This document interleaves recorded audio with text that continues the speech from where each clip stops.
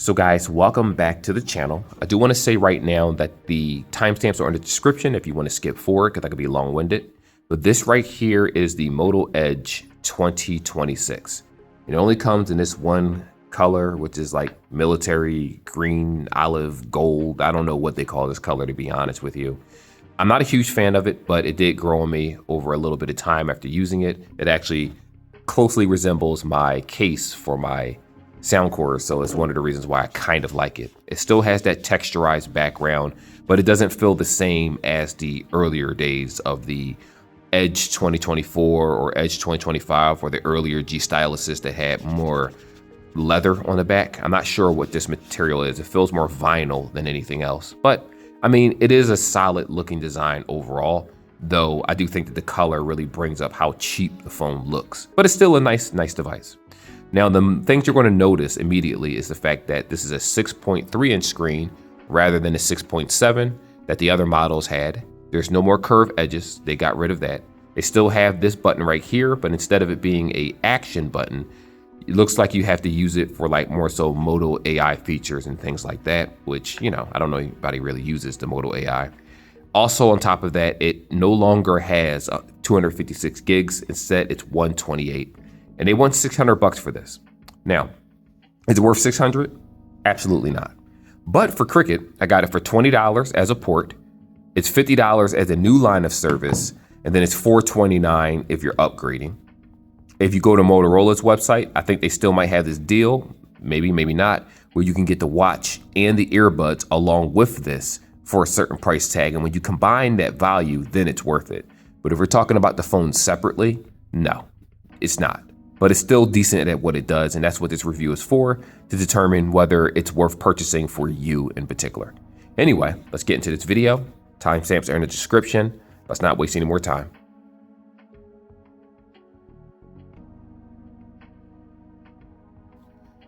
So first things first, we got to talk about the new screen. That is the elephant in the room. Now, the original phone I think was about 6.7 inches, though this one is 6.3 inches. It is an AMOLED screen capable of 120 Hertz. It supports HDR10, and the peak brightness is 5200 nits. That is a very bright screen. As a matter of fact, when you think about the brightness of some of these devices, if I'm being honest with you, here we go. I actually have it at its brightest right here, so it's easier to see on the screen. Most screens like the Samsungs or go to like 1900 nits depending on which model it is. Some other phones tend to go like 2000, 3000. The fact that this goes to 5200 goes to show that they wanted to improve the screen over everything else.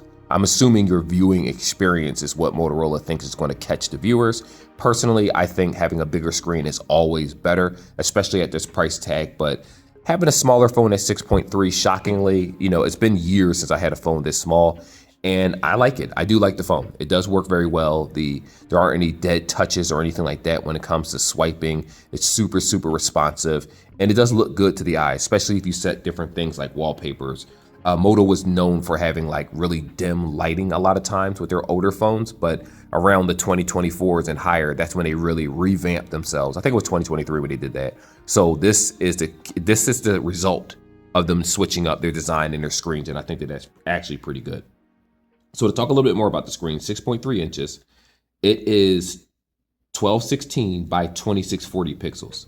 So you're looking at 460 PPI, which is not bad for a mid-tier device. Corning Gorilla Glass 7i in terms of the strength, though I do have a tempered glass on mine, so if you see a glare or, you know, smudges and stuff, I end up buying a little cheap iPhone tempered glass and stuck it on here for the 17 at 5 below, just to make sure I don't scratch it up, because I don't actually have a case for my phone yet, so I'm trying to be very careful with this. On top of that, the aspect ratio is going to be 19:5:9 for the ratio, so you know what that is. But again, the screen is sharp. It works. Make sure I have no glare in here. I'll just leave it down. The glare is kind of bad. It works. When I click on an app, it loads. I don't really have any issues whatsoever for this device in terms of the touch response. It's very responsive. So if you was to use something like this and you're coming from an iPhone Pro Max model, or even if you're coming from a high-end Galaxy model, sure, those screens will probably look sharper than this one, but this still isn't bad for what it does. You won't feel like you're left behind in terms of the touch and the technology. You're not going to have a bunch of dead spots on the side of the screen if you're gaming or swiping or trying to do something on it. It's just very, very responsive, and I think that they did a good job on that. The price tag, though, which is still, that's a lot of money at $600. So the camera quality is a mixed bag for me. What you're seeing here is 60 frames on the main shooter and 30 frames for the selfie cam. Now, I do want to say that the main shooter, with the front camera, the selfie cam, is 50 megapixels wide. It's not capable of 60 frames, 30 frames 1080p, 30 frames 4K. You're still going to have clear photos or videos if you take it. And if you're doing video calls, it comes out crystal clean. Just make sure you have a decent network signal so the person can see you. Now, the main shooter, on the other hand, is a 50 megapixel wide, 10 megapixel telephoto, and then the third camera is a 50 megapixel ultra wide. Now, I have the specs on the screen in case you want to follow along with that, but when it comes to real life translation, they're average cameras. They're not high-end cameras. If you have an S25 FE or iPhone 17e or even iPhone 16a, you're going to get sharper pictures, you're going to get sharper videos. Now, that ultra wide and stuff with the zoom, it does make a difference because the Apple phones that have the one camera can't really compensate in that way, obviously. But when it comes to the focus and the sharpness, I do feel like those Samsungs, the higher end ones, the S series and stuff, is going to be better. Even the S25 FE, which is normally launched at $649, you're going to get a better camera experience than this Motorola Edge 2026, hands down, easily. It's not even a contest. But what I do want to say, again, if you are buying this for the porting price or the new line price, and you're not paying regular price for the device, or you're getting a discount of a couple $100 or something, then the phone is ideal. I do want to also say that the front camera, the main shooter, does do 4K 30 frames, and it does 1080p 30, 60 to 120 with the special features. But on average, you'll be getting 60 frames if you switch over the main shooter without using any of the extra pro cameras or slowdowns or panorama or anything like that. You'll normally get 60 frames for 1080p, and that's what I normally record under. It's not a bad camera, don't get me wrong. You can go to your bar mitzvahs and birthdays and events, and it will record. You will be able to see it. You will be happy with the quality. But at the same time, if you're used to having higher end cameras, this will feel like an obvious downgrade to you once you start using it. If you're coming from a lower end phone, like a A07 Samsung or a Next Paper 70 Pro, that's a great phone, but the cameras don't quite, add up to this one. And obviously the price tag is a huge discrepancy too, so the cameras better be better. But my point is that this is like in the middle ground. It's not better than the basic entry of the S series or the iPhone 16e in terms of sharpness and clarity, but at the same time, it is better than the predecessors before it, but not by that much. So again, if you're coming from an Edge 2025 or Edge 2024, I don't suggest you get this because of the camera upgrade, because you're not really going to notice it at all, to be honest with you. If you're coming from a G Stylus, you will notice it. But I haven't tried the 2026 G Stylus yet, so I can't say. But the 2025 G Stylus did not have a great camera, and this one is a huge upgrade over that particular model. But anyway, I digress. You see the pictures, you see the videos, you decide for yourself if this is a good enough camera for you. So these speakers do have Dolby Atmos built in. If you're familiar with Motorola products, most of their current phones and tablets have built-in Dolby Atmos in their speakers, which really enhance the sound. Now, with that being said, there is no headphone jack, unfortunately, for this particular headset. So if you're thinking of trying to use headphones, you'll either need a cable to convert to the bottom of this, a USB-C, or you're just going to end up using Bluetooth headphones, which I'm assuming most people are probably going to use anyway. With that being said, let me play a song so you can hear how loud this speaker actually gets. Let's turn this up to max volume.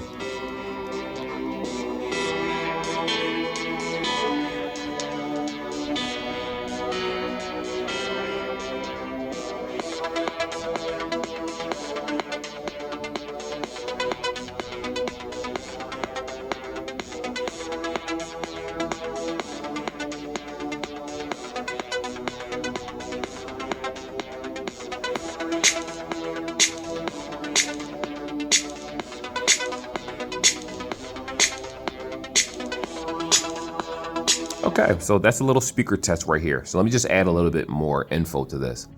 If I'm using this for listening to a podcast, for example, I listen to a lot of Christian stuff, Lorraine Livington and 2819 Church. I listen to a lot of that, right? And just Christian music in general, whether it's AI generated or real music, that's what I listen to now.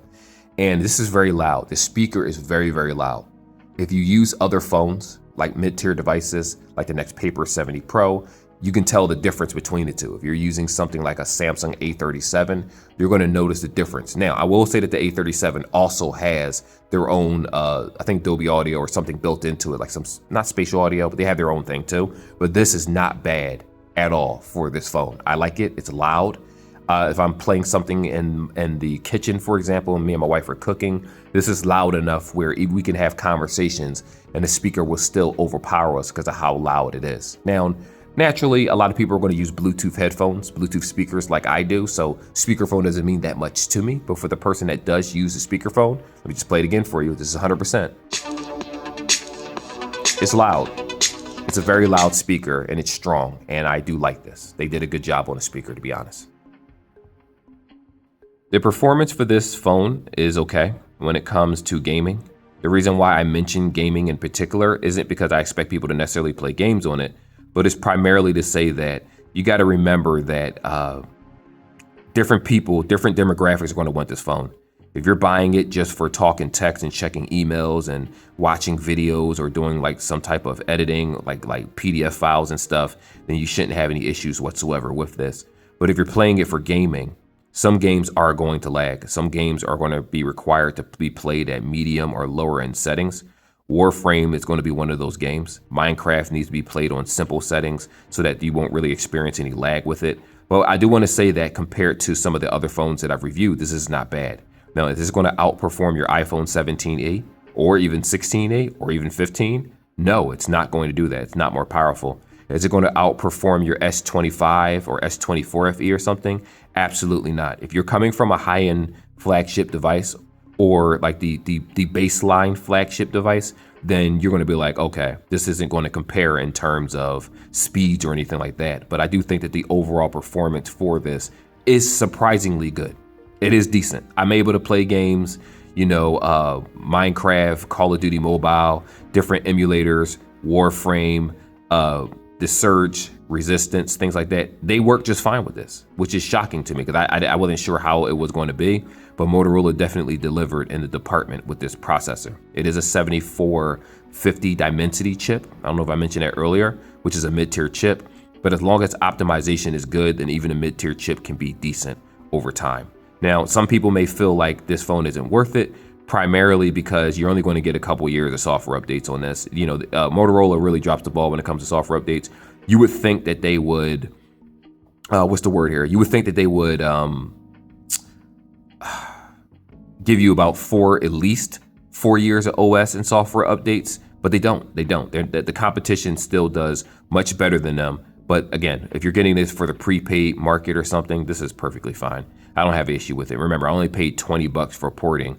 And so, $20 for this is amazing, to be honest with you. But at regular price, there are other phones that you can get for $600 that are substantially better than this one. But in the American market, this is not a bad phone at all. So again, if you're editing, using Canva, YouTube Studio, things like that, this phone is pretty good for that.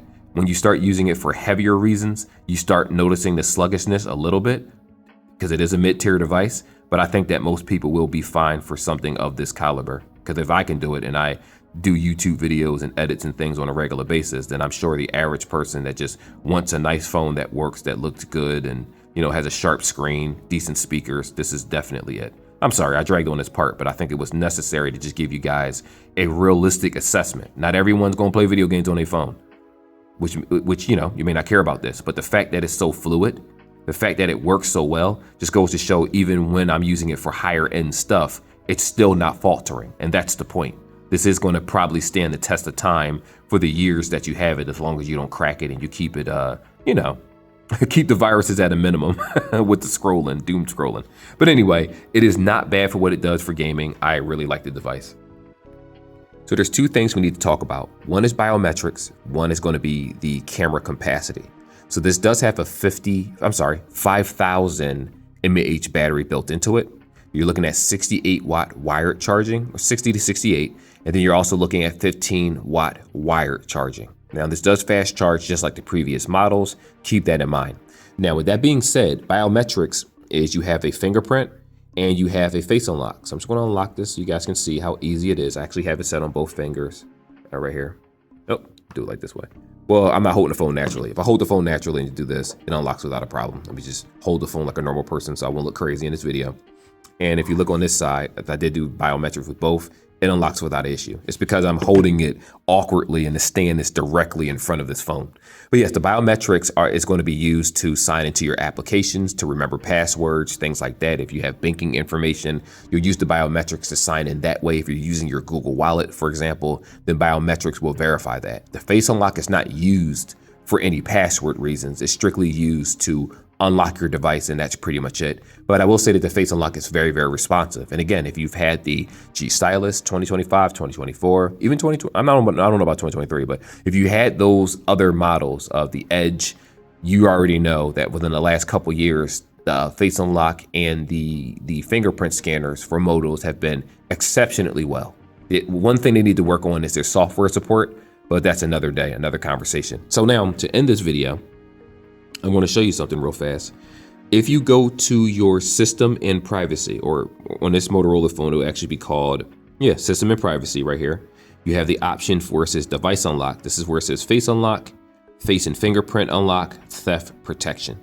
And you have the option to add your face, fingerprint. This theft protection actually is a lock. So if someone runs away with your phone, it'll automatically lock it so the person can't get your information or things like that. That's why it's very good to have your biometrics set up and your passwords and whatnot. You have offline device lock right here, where your screen will lock shortly after your device goes offline to help protect your data.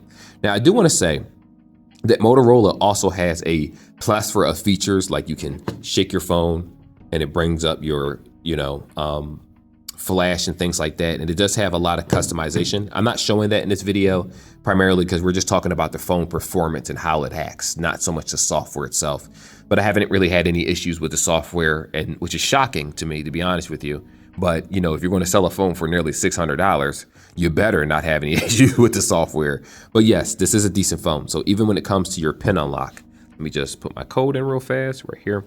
So it says right here, you have no security, which is, you don't want that. If it's non-security, you'll lock your phone, you'll unlock your phone, and it will just leave you at the exact screen that you last were on.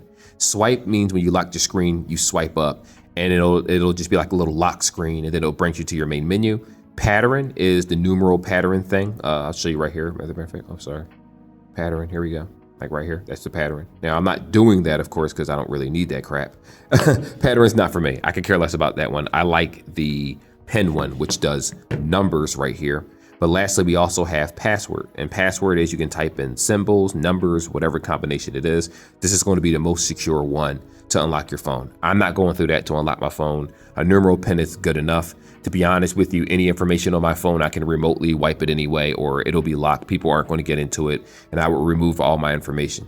Personally, and it's just my personal opinion, I don't think that you should have all this stuff on your phone to begin with. If you have personal photos and videos and banking information, I think that we give too much information to our mobile devices, and too many companies and, data breaches and all that stuff happen because, one, their security sucks, and two, we're just signing over our life to them. So my suggestion would be to daily back up your phone onto your tablet or your computer or whatever it is, another medium, a SD card, a flash drive, a portable hard drive, whatever it is, just to make sure that you're okay. Don't always trust the cloud, because if it ever disappears, you pretty much lose everything, and who wants that? Anyway, let's move on. So as an overall phone, I do think that this is a solid device. The cameras are pretty good and stable. The battery life is great. The charging speeds is great. The screen is extra sharp, crispy clear. It looks really good. I'm not a fan of the martini olive color. I don't know why who in their right mind would do this, but it is okay. Some people like it, some people don't. Motorola is very weird to try out different things, but the average Motorola clientele, honestly, is people my age in their 30s or 40s that just want a phone at work. We don't care about all the fanciness, bells and whistles. We just want a solid looking device, and Moto did provide that. Now, here's the downside about this. Remember, it's a mid-tier chip. Them high-end games are going to be put on lower-end settings. You're going to experience lag if you play higher-end games. If you're playing Diablo and Mortal, it's not going to be on the high settings. It's probably going to be on medium or low. If you're playing Call of Duty Mobile, it's better to have it on medium settings than high because you don't want to burn out your phone. The chipset in here is not anything special. So at a $600 price tag, you got to ask yourself, if you're buying this straight out and you're not getting the deals like the Moto earbuds or the Moto clips or the Moto watch along with it, why would you pay $600 for this? You can get an S25 FE. You can get an S24 FE. You can get an iPhone 16A. You can get an iPhone 17A. You can get Pixel devices. You can get, I would say OnePlus, but because they copped out and now they don't sell phones anymore, really, they're out of the running. But the point is that you can go online and get flagship phones of other years if you want to for cheaper than this one, probably. Now, again, you'll be the first owner of this. I understand that. Not everyone wants to go on Amazon to buy a phone. They want to go to their actual prepaid carrier or their contract carrier, and you want to know if this is a solid phone. It is, in fact, a solid phone. My suggestion, though, would be a S25 FE because they're similar in price tag at $659. This is $600. You'll get a better experience, better software, better processor, better everything, better. It's just better. You know what I mean? But for the person out there that wants to stick to Motorola and they're like, I like this. I like the fact that this has a lower deductible or something like that, then this is a solid overall phone. I just wish it didn't cost $600 because it's not worth it. But anyway, like and subscribe like always. Hopefully this review will help you determine whether you want this phone or not. My suggestion is to look at other people's reviews. They'll talk about the good, they'll talk about the bad. I'll talk about the experience of what I had and overall everyday usage, scrolling, YouTube, my Bible apps, things like that, playing games here and there, voice recordings, editing, Canva, UCut. It was solid. I don't have no issues. I don't have no real complaints. It's a decent device. It's just a price that eludes me. Anyway, I'll see you in the next video. Till then, take care, peace, God bless, and I am out.